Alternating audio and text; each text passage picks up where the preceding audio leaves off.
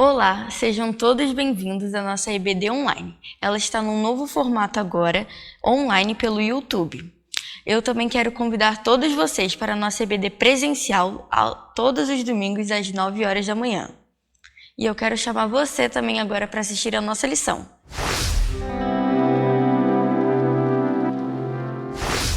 Olá, estamos mais uma vez aqui juntos para estudarmos a nossa lição de número 8 da Escola Bíblica Dominical, a cura de toda dor. Nós estamos dando continuidade ao nosso estudo, falando sobre os milagres de Jesus e o seu poder, a sua autoridade divina. Os seus milagres, como diz aqui o autor, eles serviam também para dar credibilidade à obra que Jesus estava realizando. Tem um texto em que Jesus diz que se ele não tivesse feito milagres, o povo não teria crido, mas ele fez os milagres e pergunta para o povo por que não creu nele, né? O judeu era um povo muito cético e precisava ver esses sinais e essas maravilhas para que pudesse crer e acreditar que Jesus realmente vinha da parte de Deus. E isso dava ali a credibilidade.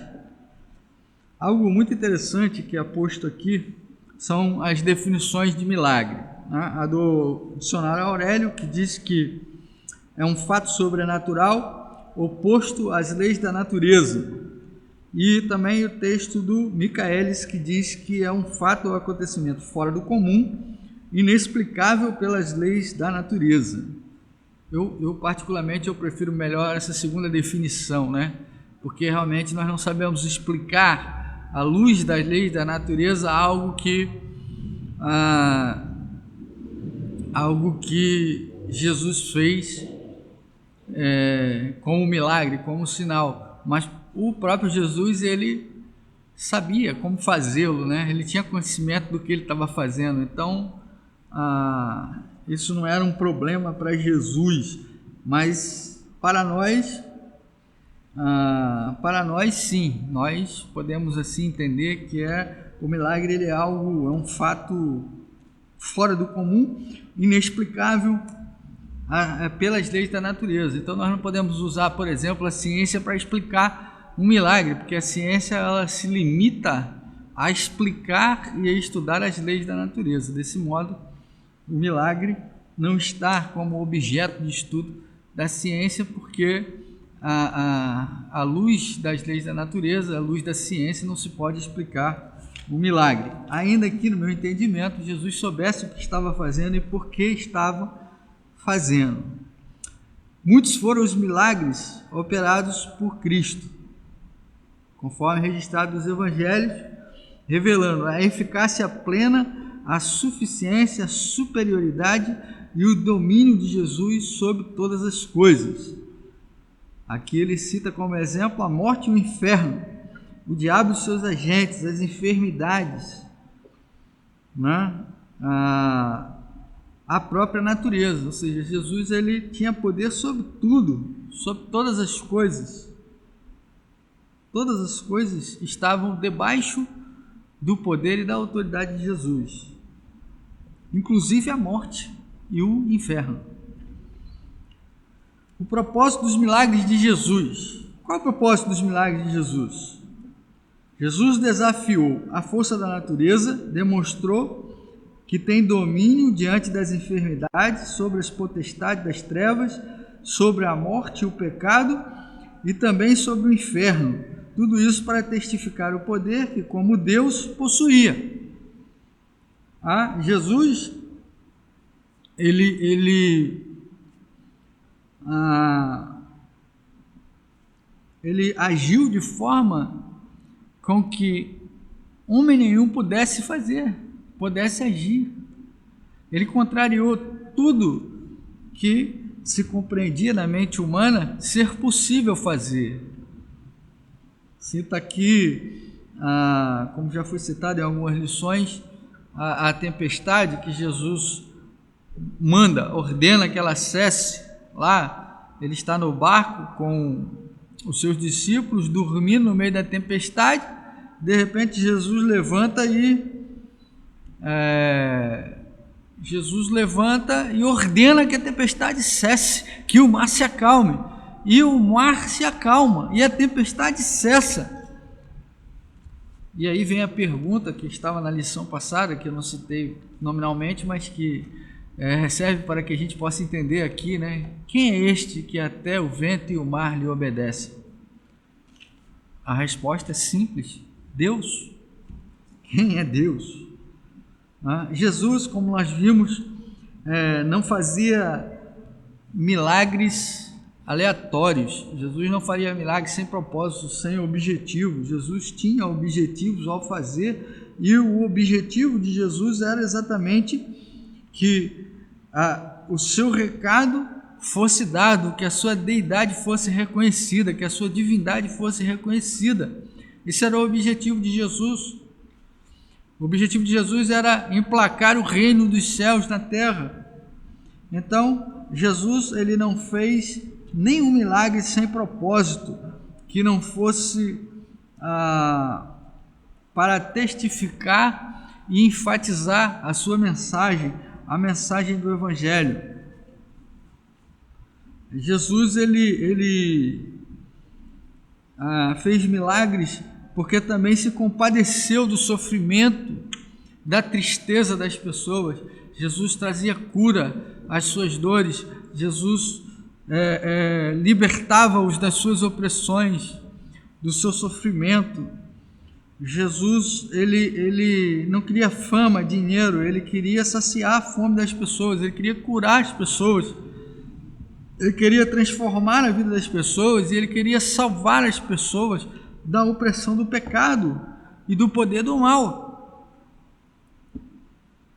Jesus não fez nenhum milagre sem propósito. E uma das coisas mais importantes que podemos enfatizar com relação aos milagres de Jesus era a sua compaixão. A compaixão de Jesus era muito importante, ela movia. A palavra de Deus dizia que Jesus ele era tomado de íntima, profunda compaixão por aqueles a quem ele salvava, por aqueles ele curava.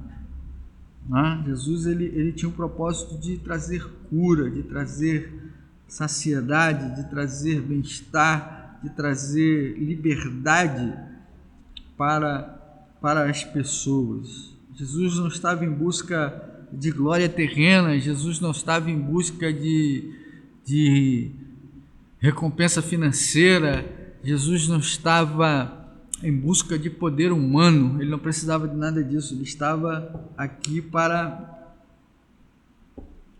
isso, para libertar os cativos e os oprimidos. Os milagres de Jesus eles também enfatizavam a existência de um Deus livre e pessoal.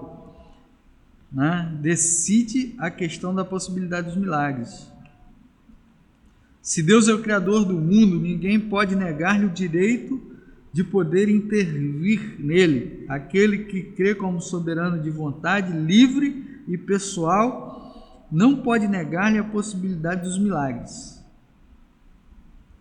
Uma vez admitindo que Deus é um ser pessoal, onipotente e livre para agir, crer que ele possa intervir no mundo é uma conclusão já envolvida na crença em ser livre, pessoal e onipotente. Existem muitos que creem que Deus não tem mais com o que se preocupar do que se envolver com as necessidades humanas. Tem muitos que creem que Deus não tem tempo a perder com as nossas necessidades, as nossas angústias e as nossas aflições. Muitas teorias dizem que Deus não se relaciona conosco, que nos deixou entregues à nossa própria sorte, à nossa vã maneira de viver, o que não é verdade. Não é verdade. Nós que cremos num Deus que se envolve conosco, um Deus que nos ama, um Deus que se preocupa conosco, um Deus que se relaciona conosco, um Deus que age diante da sua vontade a nosso favor, quando isso está dentro dos seus propósitos. É bom enfatizar isso, é bom entender isso, que Deus age, que Deus, eu acredito, você acredita, nós acreditamos num ser pessoal, num ser que se relaciona, num ser que tem comunhão conosco, num ser que habita nos nossos corações e na nossa vida prática, um Deus que fala conosco através do seu Santo Espírito. Não é um Deus indiferente, não é um Deus insensível às nossas necessidades, não que Ele precise de nós para qualquer coisa que seja, mas que nós precisamos dEle, que nós dependemos dEle. E quando dentro do seu propósito as coisas precisam da sua ação, Ele interage, Ele age no meio de nós. Crer num Deus pessoal livre é crer num Deus que pode realizar milagres, num Deus que pode fazer milagres em qualquer tempo, a qualquer hora, por um motivo que só Ele interessa. Só Ele interessa. Uma outra questão que envolve os milagres e a ação de Deus e o Deus pessoal na nossa vida é a questão da vontade soberana de Deus. Se os milagres são possíveis a um Deus imutável, inalterável em seu poder, então eles são prováveis de ocorrer ainda nos nossos dias, se estiverem de acordo com a vontade soberana de Deus. A esperança presumida e pré-assumida de que Deus vai agir e intervir reveste-se de fato de um caráter irresistível.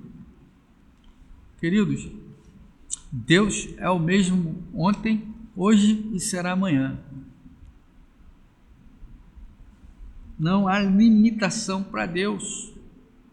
Alguns creem que Deus não faz mais milagres, que os milagres não são mais necessários, que os milagres eram milagres que eram para ser ocorridos apenas na igreja primitivas.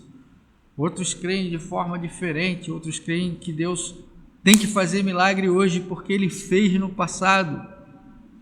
Outros creem que Deus faz milagre quando quer. E a verdade é essa, não é? Que Deus Ele faz milagres. Muitas vezes pedimos coisas a Deus que não são atendidas, às vezes pedimos milagres, às vezes queremos ver ressurreição.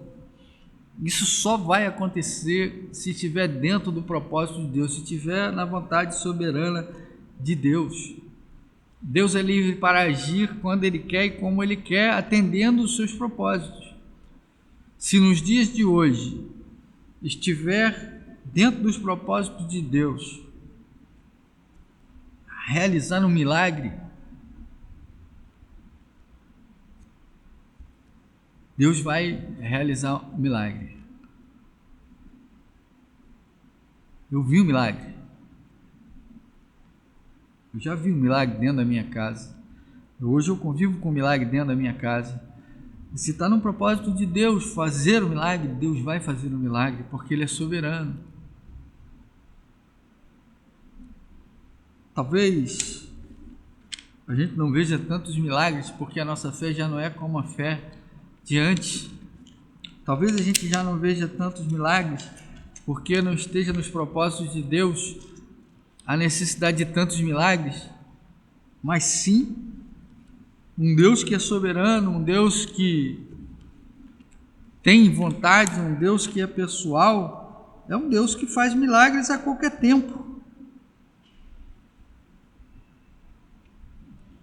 E se o milagre necessário, dentro do ponto de vista de quem o espera, está dentro dos propósitos de Deus, sim, esse milagre vai ocorrer. Sim, ainda nos dias de hoje. Milagres acontecem. Talvez não tão comuns como se espera que eles sejam, como é a nossa expectativa humana. Talvez por isso alguns descreiam da possibilidade dos milagres. Talvez, isso aconteça realmente, Mas acontece sim que Deus, ele ainda realiza milagres. Ele ainda realiza milagres.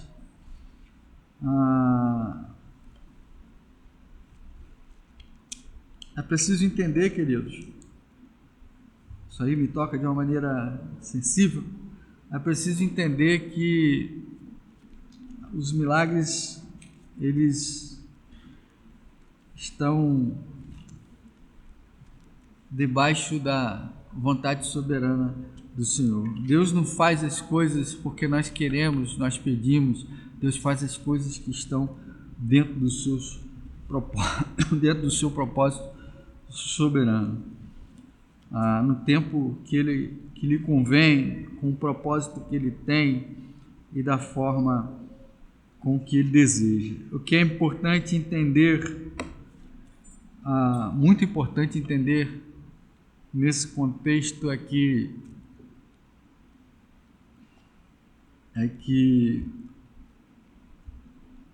Deus não está limitado às leis da natureza, Deus não está limitado ao tempo, Deus não está limitado ao espaço, Deus não está limitado à vontade humana, Deus não está limitado à expectativa humana, Deus é ilimitado e Deus age quando lhe convém, da forma soberana que Ele é peculiar, que Ele é natural. Essa é a realidade. Quanto aos milagres, os cristãos podem ser definidos. Os cessacionistas, os quais afirmam categoricamente que os milagres ocorridos no passado do povo de Deus, e mais pertinente na igreja primitiva, não podem acontecer na presente era. Talvez isso seja uma forma de justificativa pessoal do ponto de vista de pessoas que têm uma fé racionalista, né? A fé racionalista é uma fé onde não tem lugar para milagres, né? Não tem lugar para a ação de Deus.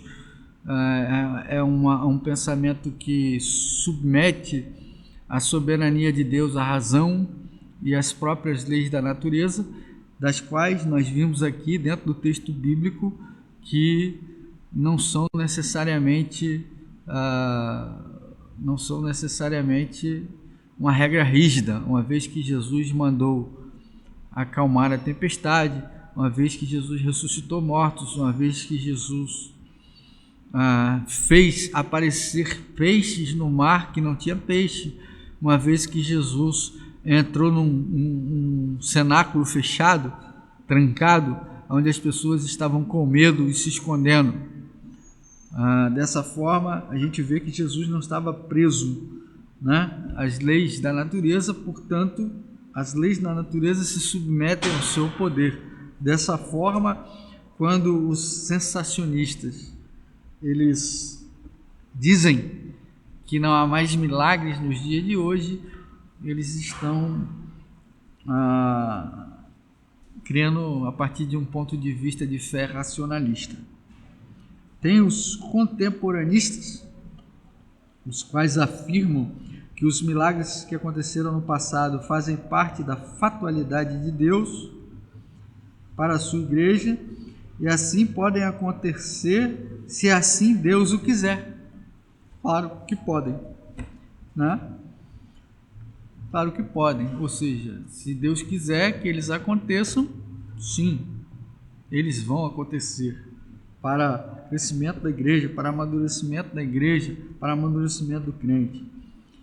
Os normativistas, os quais afirmam que os milagres acontecidos nos tempos bíblicos têm necessariamente que acontecer em nossos dias. Não necessariamente, mas se forem da vontade de Deus. Não é isso? Então, você é um contemporanista, um cessacionista, um normativista. Pensar e agir.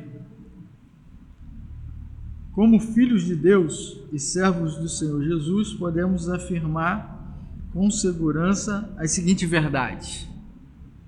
Primeiro, que os milagres não foram realizados por Deus de maneira acidental ou extemporânea. Os milagres de Deus, eles não foram um acidente de percurso, não foram algo aleatório, algo sem propósito, sem intenção. Não, os milagres de Jesus, eles foram, como nós vimos, eles tinham um propósito, e o propósito era enfatizar e dar credibilidade à sua mensagem e à sua natureza divina, que nunca foram realizados por Cristo como exibição de poder ou destinados a provocar admiração. Jesus não tem, irmãos, a necessidade de demonstrar o seu poder. Jesus não tem a necessidade de ser ovacionado. Jesus não tem a necessidade de ser elogiado. Jesus não tem a necessidade de ser admirado. Todas essas coisas ocorreram dada a sua natureza. O objetivo do milagre era enfatizar a sua mensagem. Não era uma demonstração de poder para provocar admiração das pessoas. Não, era algo com objetivo claro. Era algo para deixar clara a mensagem da implantação do seu reino, dos valores que estabelecem o seu reino e nos quais o seu reino está fundamentado. Que os milagres realizados pelo Senhor Jesus foram feitos atestatórios da sua messianidade e deidade. Sim, os milagres de Jesus, eles servem para isso, para atestar a messianidade, o Messias, o Salvador divino, que viria para salvar a humanidade perdida. Esse é o propósito dos milagres. Sim, os milagres serviam sim para atestar, atestar o seu poder e a sua autoridade divina, a sua natureza divina. Essa era a finalidade dos milagres. Que os milagres acontecidos na história tinham como finalidade precípua a manifestação da glória de Deus. Jesus fala isso. Jesus fala isso quando vai ressuscitar Lázaro. Lázaro está lá morto há 4 dias e Jesus diz que vai ressuscitá-lo, manda retirar a pedra, e aí ele olha para o céu e fala que é para a glória de Deus e manda que Lázaro saia. Lázaro ressuscita e sai do túmulo. A finalidade primeira dos milagres era a glória de Deus, a manifestação da glória de Deus. Quando Jesus é questionado a respeito de quem pecou para que aquele jovem estivesse naquela condição de enfermidade, Jesus, nem ele nem os pais dele, mas isso aconteceu para que fosse manifestada a glória de Deus, e Jesus faz o milagre, sempre com a finalidade precípua, primeira, de enfatizar e demonstrar a glória de Deus. Naturalmente, cremos que o nosso Deus pode usar todos os recursos que Ele quiser para curar alguém, ou mesmo resolver qualquer tipo de problema. Entretanto, como cristãos bíblicos e neotestamentários, também cremos que o Senhor pode agir miraculosamente na vida dos seus servos, curando-os e trazendo-lhes solução, se esta for a sua vontade santa, soberana para aquela vida.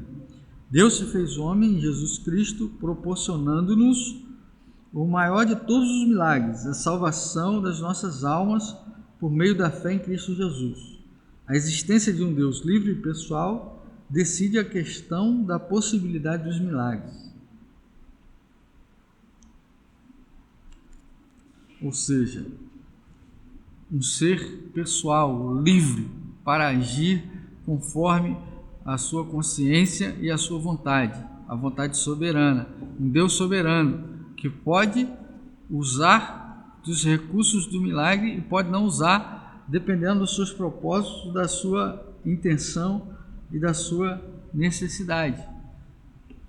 É preciso crer que Deus, o Deus em que cremos, o Deus em que acreditamos, é um Deus livre, pessoal e soberano.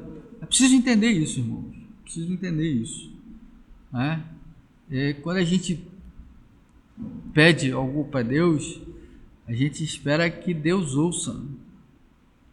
Mas a gente tem que entender que pode ser que não sejamos ouvidos se aquilo não for da vontade soberana e do propósito de Deus naquele momento, né? Naquela situação, naquela circunstância presente. Não é isso? Ao esvaziar-se da glória, a prioridade de Jesus não foi realizar milagres, mas tornar-se servo, sendo obediente e entregando-se por nós. Filipenses 2, 7-8. Sua missão na dinâmica do tempo foi salvar o pecador, não apenas das enfermidades quanto ao físico, mas a alma da eterna condenação. Logo, não há dúvidas, o maior milagre operado por Cristo é a salvação pelos méritos do Calvário e do túmulo vazio. Propósito principal, a missão precípua de Jesus, a missão principal de Jesus é libertar o homem do pecado através da morte do Calvário e da ressurreição. Essa é a mensagem, não é? É como Jesus nos libertou, é como Jesus nos curou, é como Jesus nos salvou através da cruz do Calvário. A mais importante obra de Cristo Jesus, espelhada no seu esvaziamento, na sua humilhação, é a cruz do Calvário. Ao perdão dos pecados através da morte na cruz e da ressurreição, que indica a vitória sobre a morte.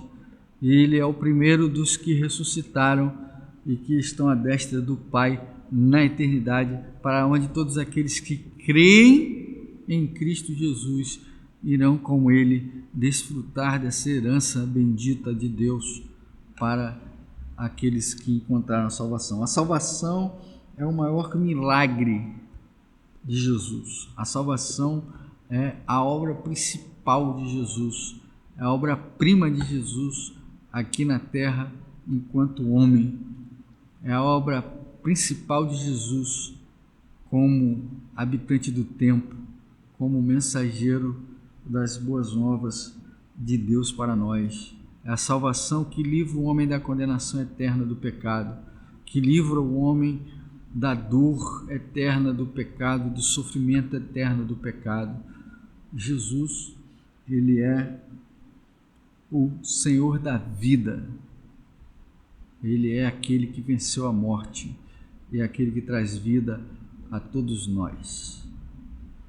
Mais uma vez, que Deus abençoe a sua família, a sua casa, que você tenha um domingo abençoado na presença do Senhor e que tenha uma semana também muito abençoada. Obrigado pelo seu tempo, pela sua atenção, que esse tempo junto esteja sendo muito importante, gratificante e edificante para você, que você possa estar aprendendo cada vez mais sobre o Evangelho de Jesus Cristo. Mais uma vez, convido a você que, se você puder, se você desejar, venha estar conosco no templo, venha nos dar um abraço, venha nos conhecer.